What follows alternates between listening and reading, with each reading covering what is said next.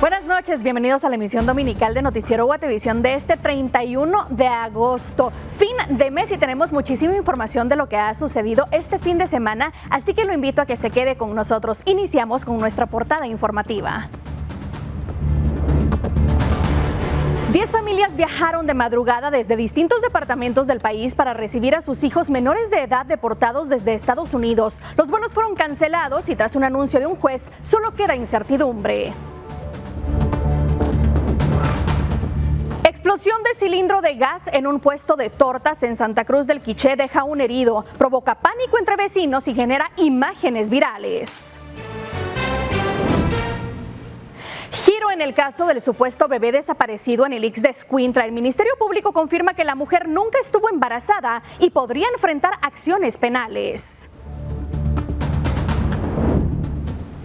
Maíz resistente y patrimonial. Nuevas variedades desarrolladas por el ICTA podrían duplicar la producción nacional, preservar el sabor tradicional y fortalecer la seguridad alimentaria en áreas vulnerables de Guatemala. El Salvador celebra 1000 días sin homicidios, mientras crecen críticas por detenciones masivas y denuncias de derechos humanos durante el gobierno de Bukele. Fin de semana de fútbol nacional. Finaliza la 7ª jornada del torneo Apertura con sorpresas, goles y emoción. No se pierda el resumen del deporte esta noche.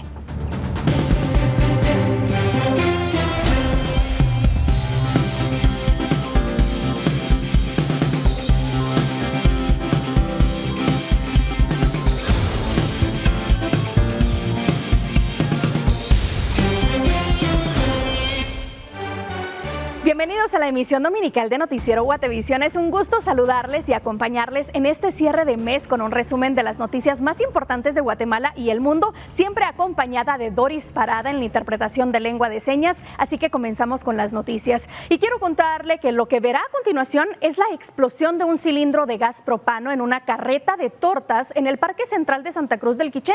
Las imágenes son impactantes. Vea. Tiene un campo de gas.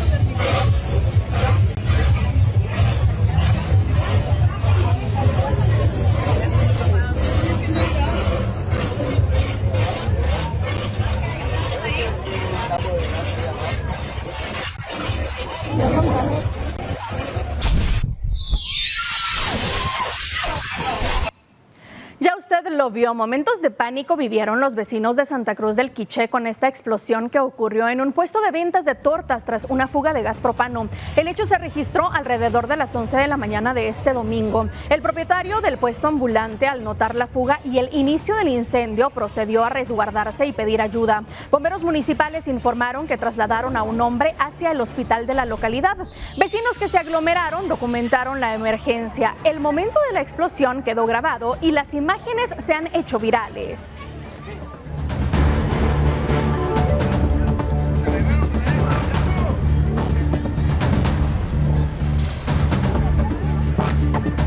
Y en Santa Bárbara, Huehuetenango, un autobús volcó y cayó a una hondonada. El percance fue grabado por un conductor que estaba en la fila. El bus rebasaba y en la curva sucedió el incidente.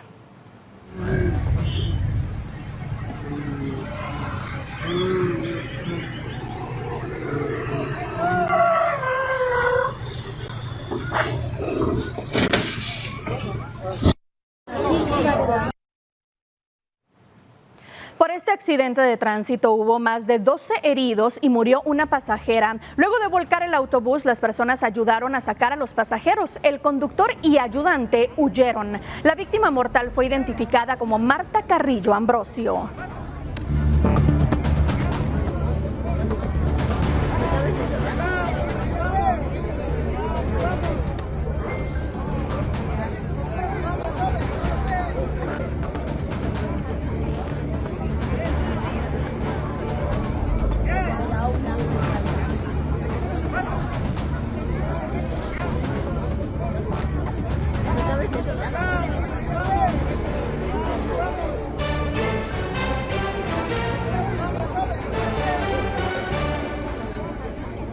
Y en otros hechos, un guardia del sistema penitenciario fue capturado, señalado de haber intentado ingresar de manera ilegal un teléfono celular dentro de un plato de comida a la cárcel de mujeres ubicada en Fraijanes. El guardia, quien responde al nombre de Maico, de 35 años, fue trasladado a un juzgado de turno para solventar su situación jurídica. Según la PNC, el guardia ocultó el teléfono dentro de un plato de comida que era cubierto con papel aluminio y el cual presuntamente planeaba entregar a una de las internas del Centro de Orientación Femenino, conocido como COF.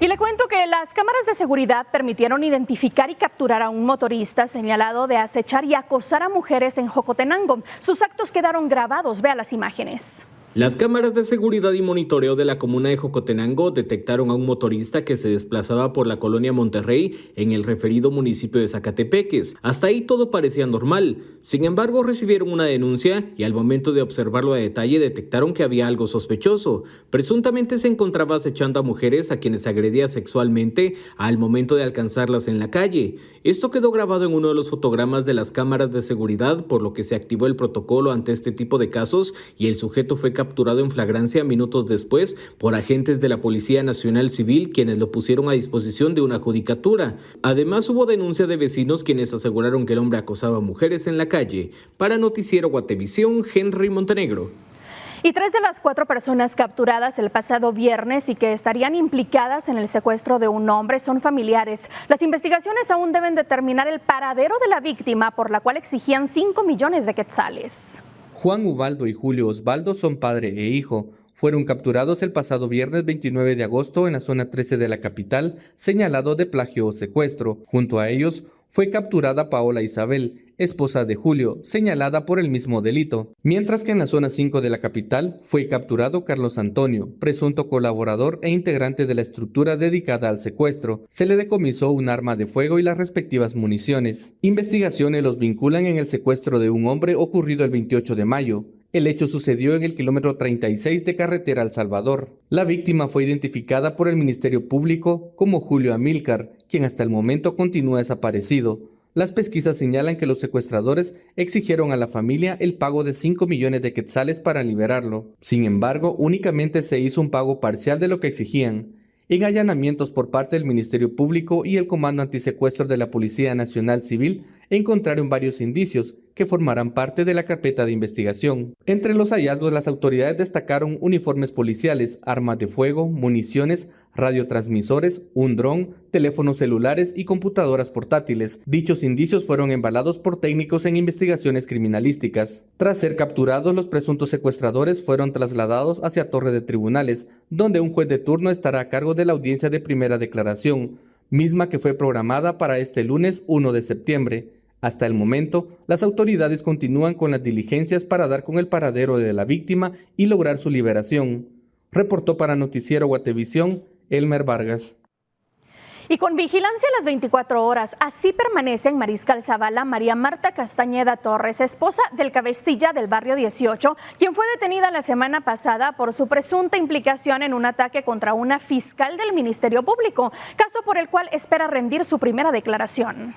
Tras saber los motivos de su detención, María Marta Castañeda Torres, sobrina de la excandidata presidencial Sandra Torres y pareja del cabecilla del barrio 18, Aldo Dupié Ochoa, conocido como El Lobo, se mantiene bajo prisión provisional en la cárcel de Mariscal Zavala, a la espera de que se programe su audiencia de primera declaración en el juzgado de mayor riesgo A. Las investigaciones la señalan de presuntamente estar implicada en el atentado en contra de la fiscal del Ministerio Público Miriam Reguero Sosa, donde murieron 2 personas. Sin embargo, su presencia en la cárcel ha hecho que se extremen las medidas de seguridad.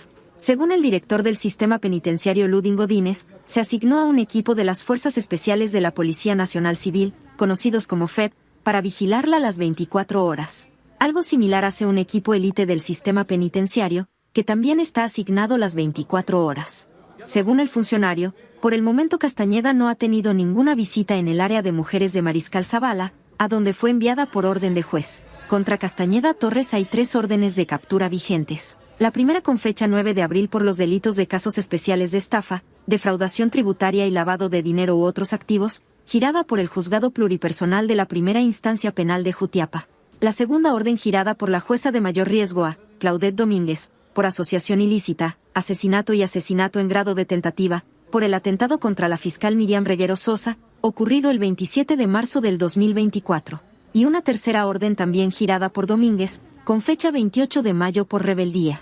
Castañeda Torres habría coordinado el tiroteo en contra de la fiscal en la zona 9 de la capital, a unos metros del Hospital General de Enfermedades del Seguro Social donde murió el guardia Carlos Humberto González de 55 años, y Miriam Sosa, de 65, madre de la funcionaria. El atentado fue ejecutado por un grupo de hombres que vestían uniformes similares a los de la Policía Nacional Civil y huyeron a bordo de motocicletas luego del ataque. Y en otros temas, el Ministerio Público determinó que Evelyn Yesenia Juárez Pérez no estaba embarazada al momento de denunciar la supuesta desaparición de un recién nacido en el hospital del Instituto Guatemalteco de Seguridad Social de Escuintla el 28 de agosto pasado. El MP descartó la existencia, desaparición o sustracción de un bebé en ese centro asistencial y actualmente evalúa accionar penalmente contra la mujer por el delito de simulación de hecho punible. Luego de los hallazgos, el Instituto Nacional de Ciencias Forenses informó que el perito a cargo del caso solicitó varios exámenes complementarios para Juárez. El INACIF indicó que se le realizó un examen médico, pero a la mujer no se le practicó una evaluación psicológica. El perito solicitó que se le practicaran varios exámenes complementarios, entre ellos el psicológico, pero la paciente no los realizó, explicó.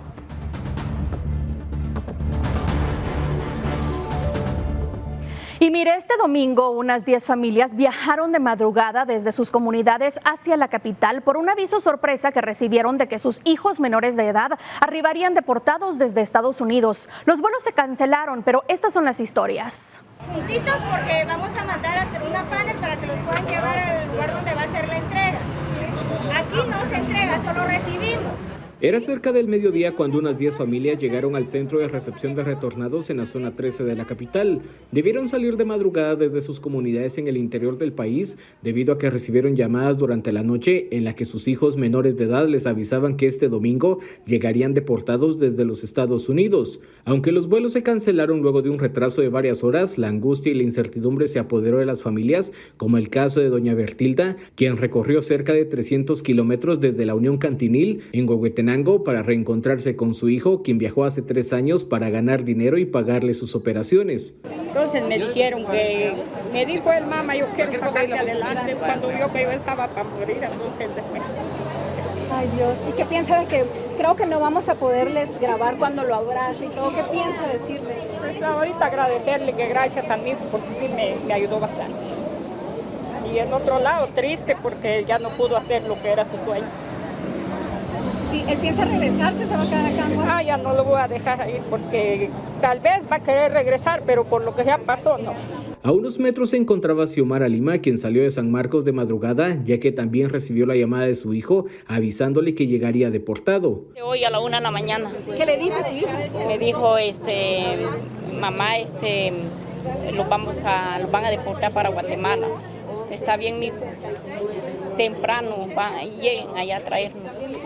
Aunque las autoridades de gobierno llegaron al centro, nadie quiso brindar información. Los padres de los menores fueron llevados en un bus hacia otros sitios. En simultáneo se daba a conocer la noticia sobre que una juez bloqueó temporalmente los planes del gobierno del presidente Donald Trump para deportar a 10 niños guatemaltecos que se encuentran bajo custodia de las autoridades. Quienes sí pudieron reencontrarse fueron los integrantes de la familia Osorio, quienes viajaron desde San Martín, Jilotepeque, Chimaltenango para ver a su hijo Edwin, quien dejó en Estados Unidos a su esposa y a su hija de 1 año.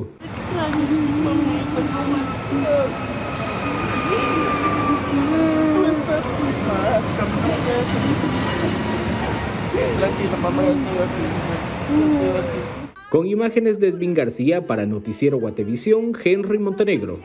Y en medio de la incertidumbre que generó el anuncio de vuelos con menores de edad retornados desde Estados Unidos, el gobierno guatemalteco se pronunció y aseguró que la reunificación con sus familias se está reforzando para evitar que los menores en Estados Unidos, que están próximos a cumplir la mayoría de edad, sean enviados a centros de detención en aquel país. Aseguran que esta propuesta fue hecha por el gobierno guatemalteco a la secretaria de Seguridad Nacional de los Estados Unidos, Kristi Noem, durante su reciente visita al país, por lo cual varias entidades están reforzando aspectos logísticos para el retorno de los adolescentes no acompañados.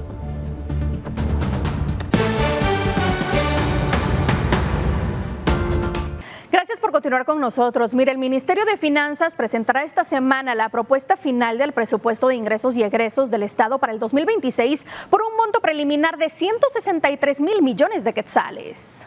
El Ministerio de Finanzas tiene plazo hasta el martes 2 de septiembre para entregar al Congreso de la República la iniciativa presupuestaria correspondiente al ejercicio fiscal 2026. El monto preliminar del gasto público para el tercer año de gestión del presidente Bernardo Arévalo ronda los 163,000 millones de quetzales, según dio a conocer Walter Figueroa Chávez, viceministro de Finanzas e encargado del área de Administración Financiera. La versión final de la iniciativa y el desglose de cada asignación presupuestaria para el próximo ejercicio fiscal se darán a conocer esta semana, junto con la entrega del documento elaborado por la Dirección Técnica del Presupuesto. El funcionario anticipó que aún se afinan los techos de las prioridades que los ministerios definieron para el uso de los recursos, pero adelantó que se está enfocando en sectores como salud, educación, seguridad, justicia, inversión social, entre otros. El Congreso tiene hasta el domingo 30 de noviembre para conocer la iniciativa. Según lo informado por el viceministro, la iniciativa contempla un aumento del 5.8% respecto del presupuesto vigente, que asciende a 154,000 millones de quetzales. Es decir, serían 9,000 millones más para el 2026 si el Congreso la aprueba. Entre los indicadores adelantados se incluye una recaudación tributaria prevista de 119,000 millones de quetzales, conforme a lo planteado en la Comisión Técnica de Finanzas Públicas, que lo conoció en mayo. También se prevé una solicitud de deuda bonificable por 27,000 millones y la adquisición de préstamos con organismos internacionales por 4,000 millones. Esto significa que el MinFin continuará por segundo año consecutivo con una política sostenida de endeudamiento público a través de bonos para cubrir el presupuesto. En el 2025, el Congreso aprobó un tramo de deuda por 25,000 millones de quetzales, argumentando que se destinaría a inversión pública, especialmente en infraestructura vial. Con información de Urias Gamarro para Noticiero Guatevisión, Paula Osaeta. Y esta semana fue capturada María Marta Castañeda Torres, sobrina de Sandra Torres y vinculada sentimentalmente con el Lobo, líder del barrio 18. Además, la Corte de Constitucionalidad suspendió el reglamento que ordenaba clasificar la basura en Guatemala. Y un informe de la FEDEFUT evidenció cómo con más de 20 tarjetas de crédito y débito hubo personas que compraron más de 100 entradas para el partido entre Guatemala y El Salvador. Esto y más lo revisamos en la semana en detalle.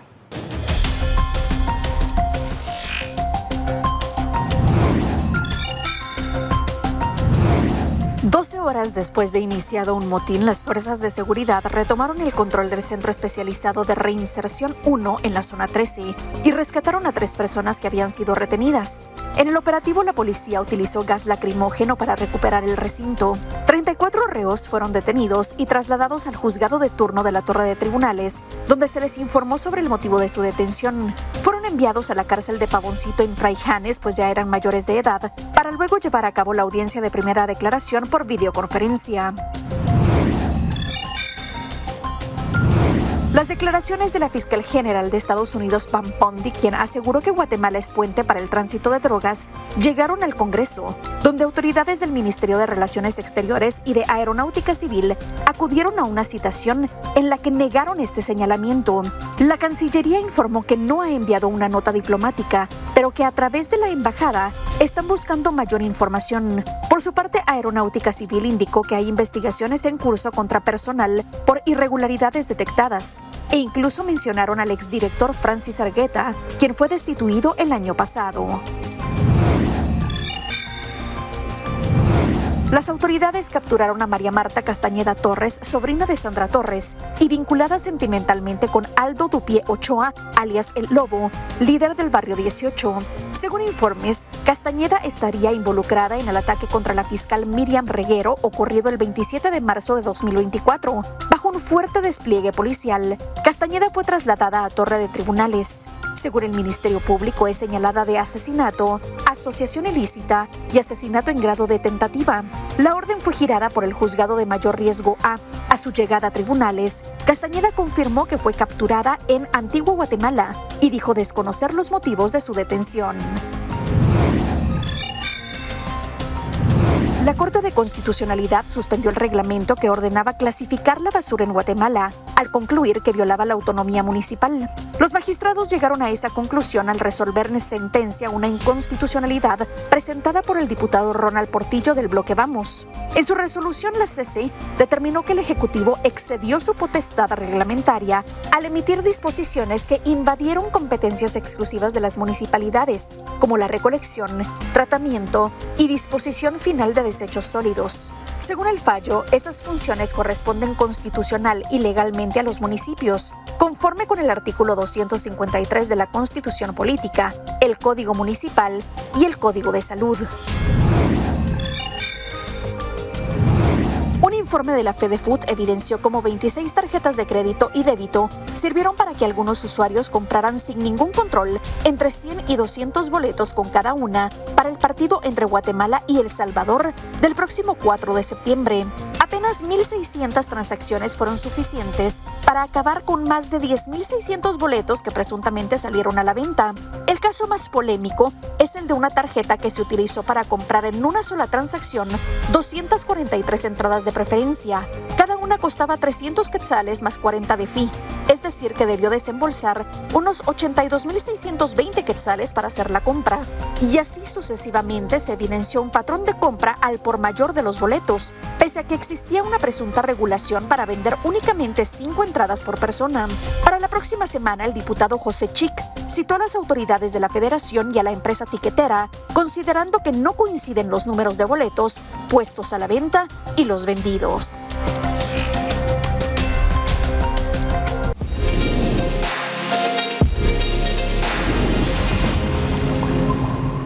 En medio del cambio climático y los bajos rendimientos agrícolas, el Instituto de Ciencia y Tecnología Agrícolas desarrolla nuevas variedades de maíz más resistentes, capaces de duplicar la producción nacional. Un avance que no solo fortalece la seguridad alimentaria, sino que también preserva el valor cultural del grano en nuestro país.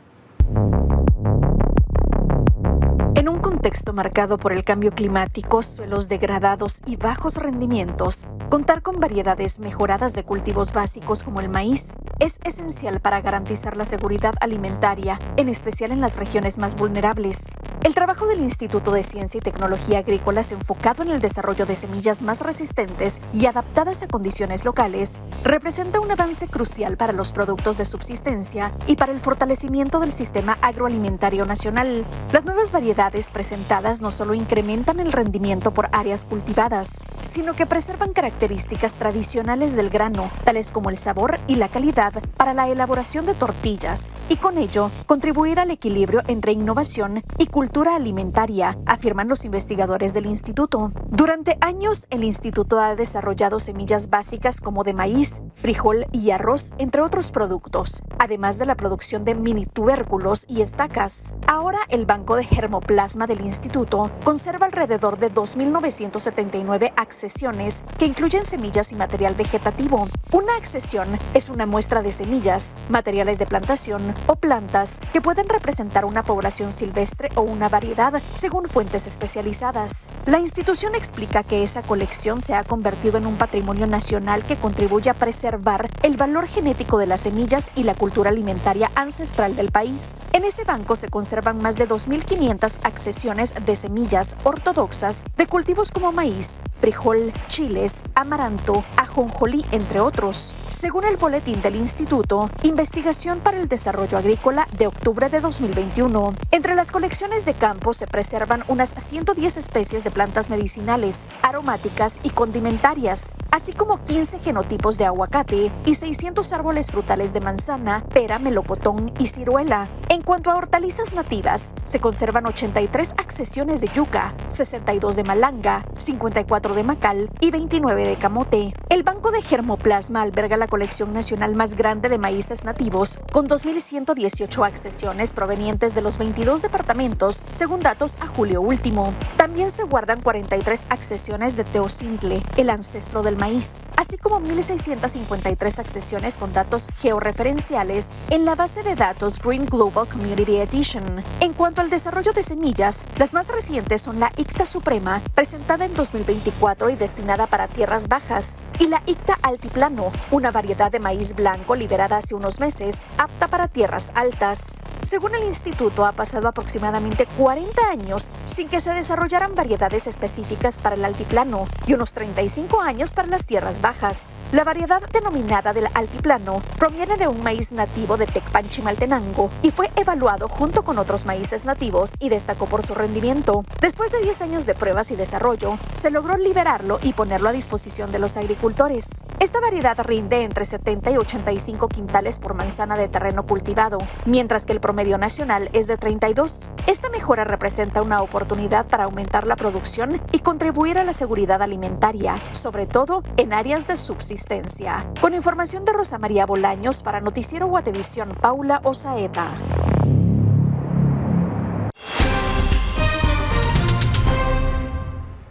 Y mire, se recomienda sembrar estas variedades en abril como una humedad residual o en mayo con presencia de lluvias. Algunos agricultores, debido al ciclo largo de los maíces locales, deben sembrar desde febrero, pero si la lluvia se atrasa podrían perder la siembra. La semilla puede adquirirse en el instituto. Se coordina a través de los centros de Chimaltenango y Quetzaltenango. El precio es de $7.50 por libra y $750 por quintal. Se vende según la cantidad que necesite el agricultor si hay existencias. Acerca del uso de las diferentes semillas, en la parte alta del país predomina la producción de maíz en minifundíos con pequeñas parcelas destinadas principalmente al autoconsumo o con poco excedente para la venta. En las tierras bajas del país, como en Petén, hay desde pequeños hasta grandes productores de maíz. En este contexto, la variedad suprema está enfocada en pequeños productores que no pueden comprar semilla cada año y prefieren conservar la suya para próximos cultivos. Con esta información vamos a una pausa comercial, pero regresamos en breve. Quédese con nosotros. Ya estamos de regreso y es momento de conocer esos hechos curiosos, momentos insólitos y maravillas que desafían la imaginación en Mundo Insólito.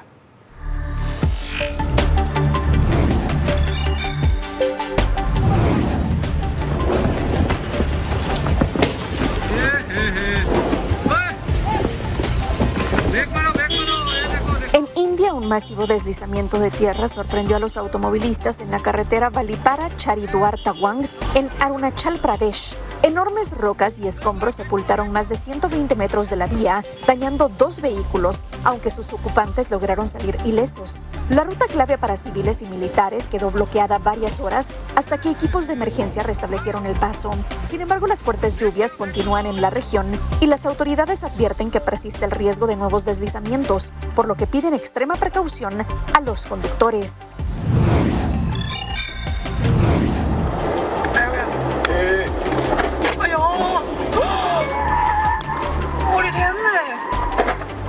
Un conductor que iba tranquilo por una carretera hizo una maniobra que le salvó la vida. Por razones aún no confirmadas, una grúa que estaba en una carretera donde se hacían trabajos se desestabilizó y cayó cubriendo todos los carriles. En el lado contrario, justo iba pasando un automóvil que logró esquivar la grúa y salvarse de milagro de chocar.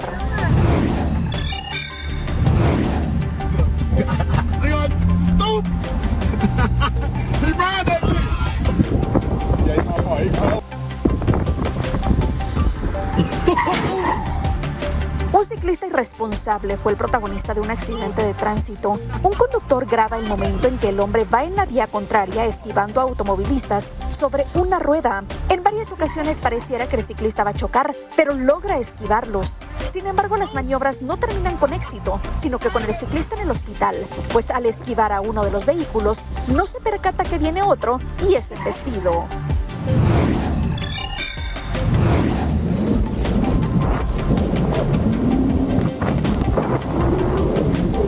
Impresionante. Un esquiador desafió a la naturaleza y evitó una avalancha descendiendo la montaña, pero en lugar de quedar atrapado, desplegó un parapente y literalmente voló por encima de la masa de nieve.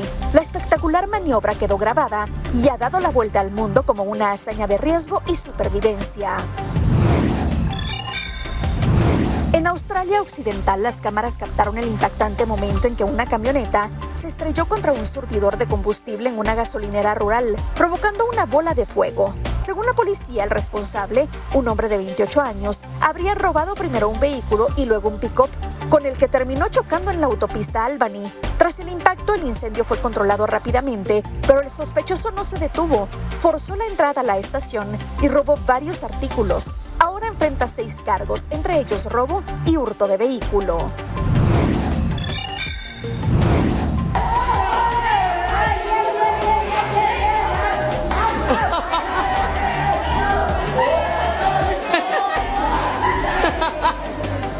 Ese video se ha vuelto viral mostrando una carrera muy peculiar, la de 2 guacamayas que debían llevar a la meta unos aros azules y colocarlos en un palo, donde el primero en lograrlo se proclamaba ganador. Pero lo insólito llegó al final, cuando una de las aves, en lugar de concentrarse en sus propios aros, fue al espacio de su contrincante, sacó los suyos y los colocó en su propio palo, acumulando más puntos y robándose la victoria con una ingeniosa trampa.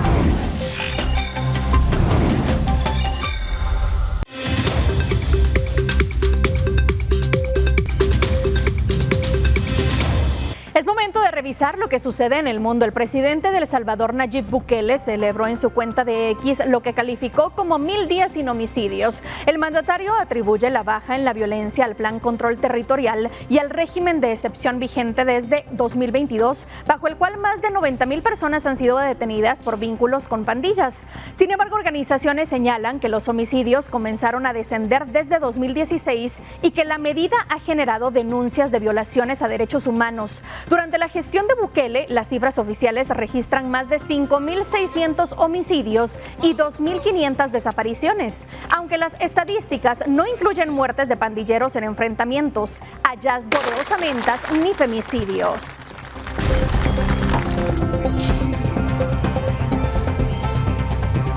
Y la tiktoker mexicana Esmeralda Ferrer Garibay, conocida en redes sociales como Esmeralda FG, fue localizada sin vida junto a su esposo y sus 2 hijos de 7 y 13 años dentro de un vehículo en el barrio San Andrés en Guadalajara, Jalisco. De acuerdo con la fiscalía, el caso podría estar relacionado con las actividades del esposo, quien se dedicaba a la compraventa de vehículos y a la producción agrícola en Michoacán.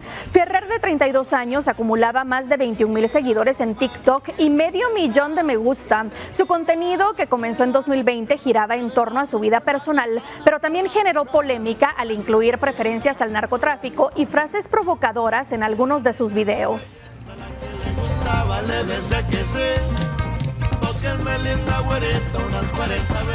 Y el presidente de China, Xi Jinping, recibió este domingo a los mandatarios de Rusia e India en la cumbre de la Organización de Cooperación de Shanghái, celebrada en la ciudad portuaria de Tianjin. El foro reúne a líderes de casi 20 países euroasiáticos y busca proyectarse como una alternativa a la gobernanza mundial dominada por Occidente. Este bloque, integrado por potencias como China, Rusia, India, Pakistán e Irán, representa casi la mitad de la población mundial y una parte importante del PIB global. En el marco del encuentro, Xi y el primer ministro indio, Narendra Modi, destacaron la necesidad de fortalecer la confianza mutua, mientras que Moscú y Pekín impulsan el foro como contrapeso a la OTAN.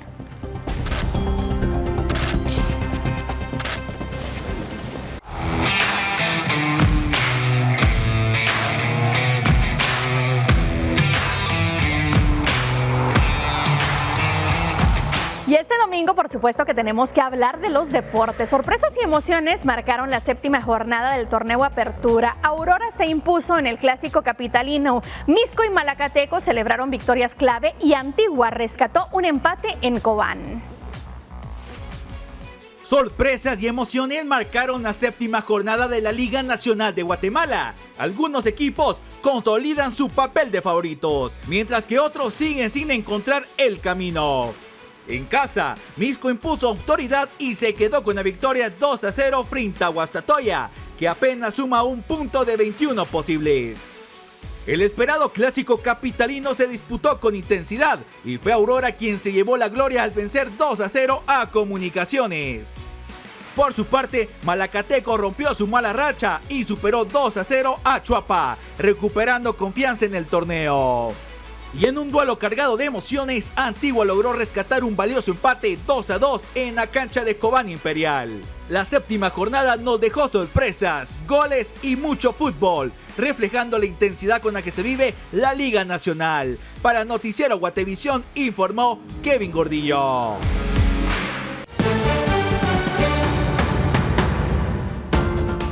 Ya estamos de regreso para contarle que la capital volvió a llenarse de energía con una nueva edición de los 21K de la ciudad. Miles de corredores recorrieron calles y avenidas este domingo, mientras las autoridades ya anunciaron un nuevo reto, la primera maratón en 2026.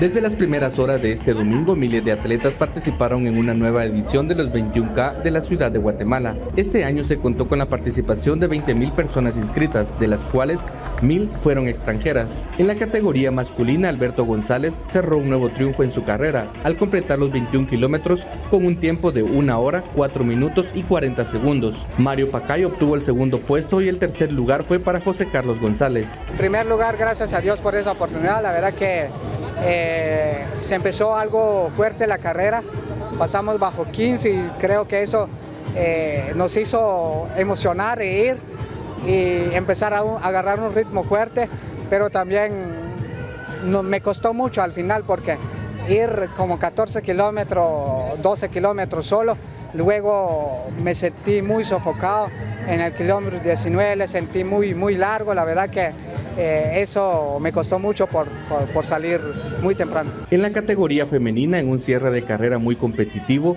Viviana Arroche logró el primer lugar con un tiempo de 1 hora, 14 minutos y 49 segundos, obteniendo el triunfo por cuarta ocasión consecutiva. 3 segundos después ingresó Heidi Villegas para el segundo lugar y Cindy Mesa se quedó con el tercer puesto. Contenta, ¿verdad? Porque salir a defender un título nunca va a ser fácil, ya con este son 4 consecutivos y pues nada, agradecidísima con Dios. Una carrera bastante dura de principio a fin, se movió bastante rápido el ritmo y pues se definió en el último kilómetro. Ambos atletas ganadores señalaron que continúan su preparación con miras a representar a Guatemala en los Juegos Centroamericanos, que se realizarán del 18 al 30 de octubre en nuestro país. Se anunció que para 2026 se realizará la primera maratón de la ciudad. La fecha aún está por definirse. Con imágenes de José Sánchez, informó para Noticiero Guatevisión, Elmer Vargas.